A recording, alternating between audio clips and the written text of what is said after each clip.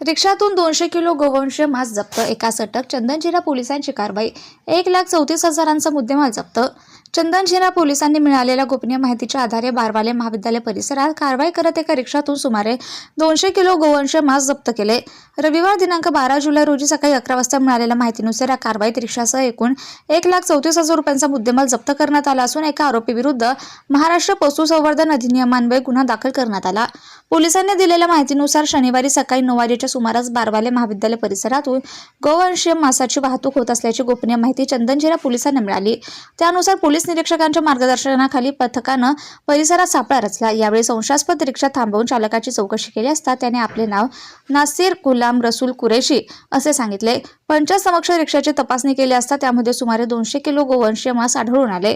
पोलिसांनी 44,000 रुपये किमतीचे गोवंशीय मांस आणि सुमारे 90,000 रुपये किमतीची 3चा मुद्देमाल जप्त केला.